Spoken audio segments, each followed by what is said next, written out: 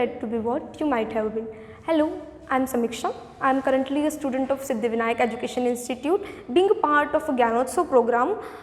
Today I am conducting here a collision. Basically it is a part of work power and energy, and almost one of the most important topic which were asked in almost all type of competitive examination. जैसे कि हमको पता है कि collisions जो होते हैं वो दो टाइप के होते हैं, एक होता है हेड ऑन कोलिजन और दूसरा होता है ये oblique collision. Head on collision में भी आते हैं इलास्टिक कोलिजन और इनइलास्टिक कोलिजन. फिर हमको पता है इनइलास्टिक कोलिजन भी होते हैं, पार्शियली इनइलास्टिक होता है और परफेक्टली इनइलास्टिक कोलिजन भी होता है. तो कोलिजन समझने से पहले हमको दो चीज़ें तो समझना बहुत ज़रूरी है कि through out the collision momentum जो है वो कंजर्व्ड रहने ही वाला है, बट एनर्जी कंजर्व्ड रहे थ्रू आउट द कोलिजन ये ज़रूरी नहीं है.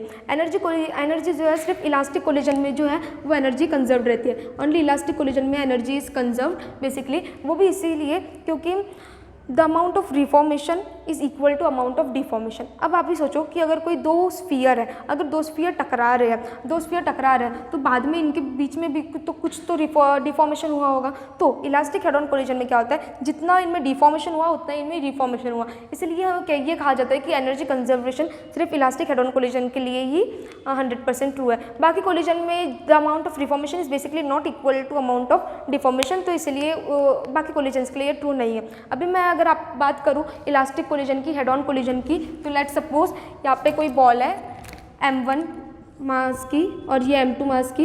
इसकी स्पीड लेट्स सपोज u1 और u2 है, और कोलिजन के बाद जो है v2 और v1 और v2 इनकी स्पीड जो है हो गई है. ठीक है, तो मैंने जैसे कि आपको बताया कि आपको कंजर्वेशन ऑफ मोमेंटम तो लगाना ही है, तो आपको कंजर्वेशन ऑफ मोमेंटम लगाओगे तो आपके पास ये इक्वेशन आ जाएगी. अब आपको पता है कि अगर कोई भी इक्वेशन है तो कोई भी इक्वेशन को सॉल्व करने के लिए आपके पास दो वेरिएबल रहना बहुत ज़रूरी है, दो इक्वेशन रहना बहुत ज़रूरी है.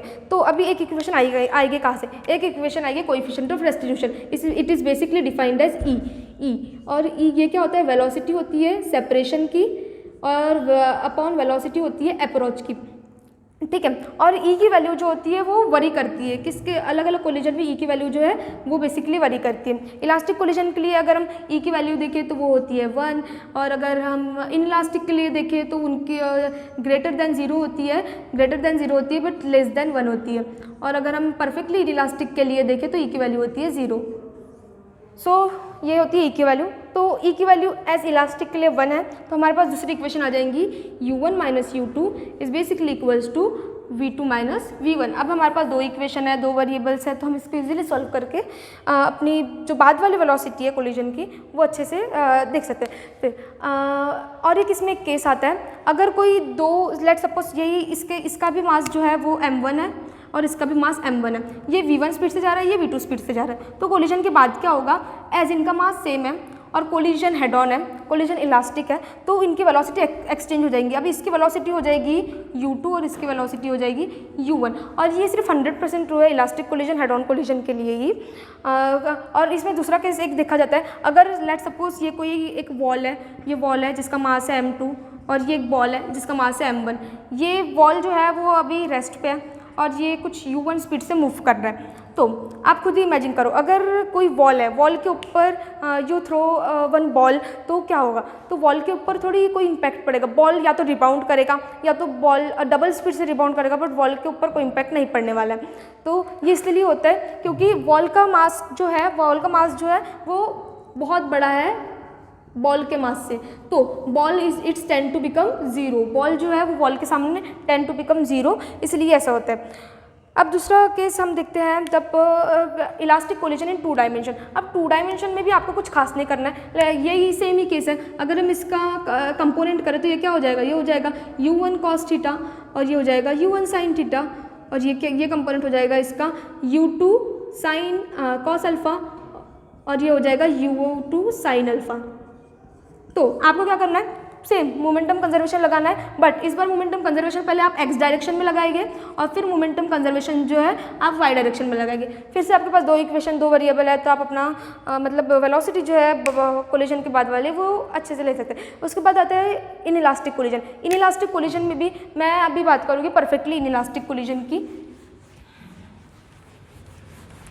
परफेक्टली इनइलास्टिक कोलिजन में ये फिर से एक मास m1 है, m2 है. तो परफेक्टली इनइलास्टिक में क्या होता है, परफेक्टली इनइलास्टिक कोलिजन में ये दोनों साथ में मूव करेंगे. कोलिजन के बाद ये क्या हो जाएगा m1 प्लस m2.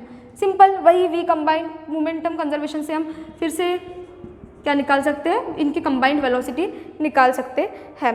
तो ये हो गया इनइलास्टिक कोलिजन। अब इनइलास्टिक कोलिजन में और एक केस देखा जाता है, जैसे कि ये देखो, ये है मास m1, ये है मास m2। तो अगर m1 is equal to m2 और अगर u2 जो है वो 0 है, तो ये जो थीटा हमने लिया है, ये थीटा और ये अल्फा, ये क्या हो जाएगा 90 डिग्री। और ये जो है बहुत इंपॉर्टेंट रिजल्ट है, ये डायरेक्ट एग्जाम्स में पूछा जाता है। यहाँ पे हो गया हमारा इनइलास्टिक कोलिजन। फिर आता है rebounding of ball after collision. ठीक है, rebounding of ball after collision, ये भी आपने बहुत सारी बुक्स में देखा ही होगा, rebounding of ball after collisions.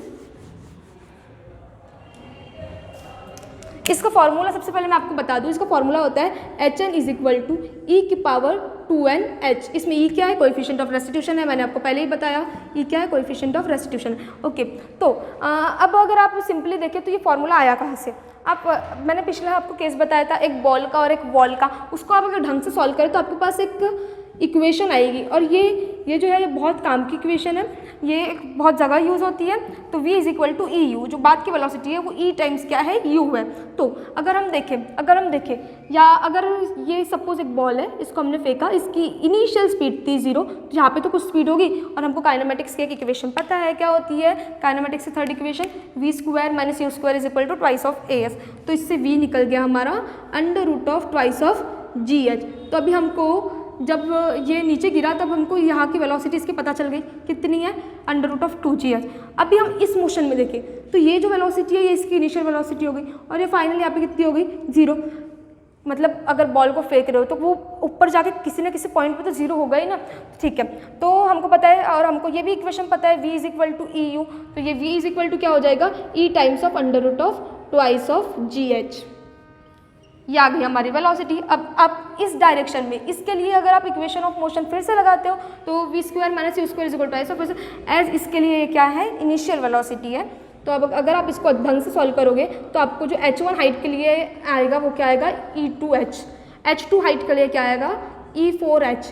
h3 height के लिए क्या आएगा, e की पावर 6h। तो इसीलिए आप डायरेक्ट ये फॉर्मूला भी याद कर सकते हो, ये रिबाउंडिंग ऑफ हाइट के लिए। अब हाँ, अगर आपको कोलिजन्स के बाद की वेलोसिटी पता करनी है तो और एक तरीका होता है, ये फॉर्मूला होता है डायरेक्ट v1 और v2 के लिए सिमिलर होता है, that is basically m1 plus m2 पर m1 माइनस m2 करना है। बट मैं आपको कहूँगी कि instead of going through formula आप सिंपल इक्वेशंस के थ्रू जाए तो आप अपना आंसर ऐसे भी बहुत अच्छे से ला सकते हैं। अब सबसे लास्ट में जो बचा है वो बचा है हमारा ऑब्लिक कोलिजन।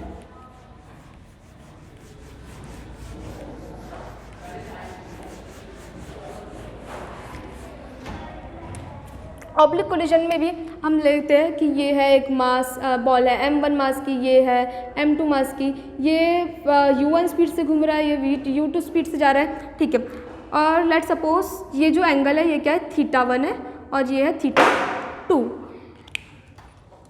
तो फिर से हम अगर कंपोनेंट करें तो ये क्या हो जाएगा, u1 cos θ1 हो जाएगा, ये हो जाएगा u1 sin θ1, ये भी क्या हो जाएगा u2 cos θ2 और ये हो जाएगा u2 sin θ2।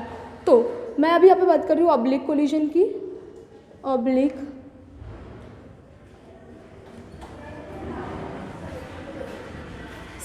ऑब्लिक कोलिजन में you have to do nothing, बस आपको 4 चीज़ें याद रखनी है मेरी। मोमेंटम कंजर्वेशन लगाना है, लेकिन मोमेंटम कंजर्वेशन कैसे लगाओगे आप, लाइन ऑफ इम्पैक्ट के अलॉन्ग लगाओगे, लाइन ऑफ इम्पैक्ट के अलॉन्ग आपको मोमेंटम कंजर्वेशन लगा लेना है। मोमेंटम कंजर्वेशन लगा लेना है। अब देखो लाइन ऑफ इम्पैक्ट के अलॉन्ग इसकी वेलोसिटी कौन सी है, u1 cos θ1 और u2 cos θ2। Momentum conservation line of impact के अलॉन्ग लगाना है। जो इसकी परपेंडिकुलर वेलोसिटी रहेगी उसको आपको निगलेक्ट करना है। जो कोलिजन के बाद की वेलोसिटी रहेगी वो भी किसके अलॉन्ग रहेगी, कोलिजन के बाद की वेलोसिटी भी जो रहेगी वो लाइन ऑफ इम्पैक्ट के अलॉन्ग ही रहेगी। उसके बाद आपको कोएफिशिएंट ऑफ रेस्टिट्यूशन लगा लेना है। बस इतने 3-4 स्टेप आपने देख लिए तो आपका ऑब्लिक कोलिजन यहीं पे हो जाएगा। ऑलमोस्ट सभी टाइप के क्वेश्चन यहीं पे हो जाएंगे। अगर मैं मोमेंटम कंजर्वेशन लगाती हूँ फॉर लाइन ऑफ इम्पैक्ट तो वो हो जाएगा m1 u1 cos θ1 plus m2 u2 cos θ2 is basically equals to, suppose उसकी वेलोसिटी जो है कोलिजन के बाद m1 v1 हो गई है m2 v2। ये इक्वेशन भी बहुत ज़्यादा काम किया, आप डायरेक्ट इसको याद कर सकते हो। क्योंकि आप हमेशा देखोगे कि जो अलोंग वाली वेलोसिटी आई है लाइन ऑफ इम्पैक्ट के, वो हमेशा जो है cos थीटा ही आती है। तो आप डायरेक्ट इसको याद कर सकते हो। और मैंने आपको बताया कोएफिशिएंट ऑफ रेस्टिट्यूशन क्या होता है, velocity of separation upon velocity of approach. तो वेलोसिटी ऑफ सेपरेशन क्या होती है, v2 minus v1 is equal to u1 minus u2। But अगर आप देखो u1 क्या है इसमें, u1 cos थीटा 1 है, तो हम यहाँ पे क्या लिखेंगे, u1 cos theta 1 minus u2 cos theta 2। इससे भी आप सिंपली सॉल्व कर सकते हो। इसमें और एक चीज़ पूछी जाती है जो होता है loss of energy. Loss of energy जैसे कि अगर हमको कोई भी चीज़ का चेंज निकालना है तो हम कोई भी चीज़ का चेंज कैसे निकालते हैं, delta. Delta what is delta, delta is change. तो हमको किसी भी चीज़ का अगर हमको चेंज निकालना है तो हम निकालते हैं फाइनल माइनस इनिशियल से। फाइनल माइनस इनिशियल ही करते हैं ना, कोई भी टाइप का एनर्जी का चेंज रखते हैं final minus initial. But collisions के केस में ऐसा नहीं करते। कोलिजन के केस में हम क्या करते हैं, कोलिजन के केस में अगर हमको चेंज निकालना है एनर्जी में तो वो होती है इनिशियल माइनस फाइनल, ठीक है। और ऐसा क्यों करते हैं वो भी मैं आपको बता देती हूँ। जैसे कि वो पहले मूव कर रहे थे, कोलाइड होने के थे, तो उनकी जो एनर्जी थी वो ज़्यादा थी, लेकिन कोलिजन होने के बाद कुछ एनर्जी में लॉस हुआ, तो इसलिए हम यहाँ पे क्या करते हैं, इनिशियल माइनस फाइनल करते हैं। बेसिकली इससे चेंज निकालते हैं और फिर लॉस परसेंट पूछा तो multiply by 100। This is all about collision. I think I cover all the points. हाँ, इतना था जो मैं आप सबको बता सकती थी। So I hope I compiled all the points related to collisions. I hope you like my concept and you like my video. Thank you so much for watching me and giving your valuable time. Thank you.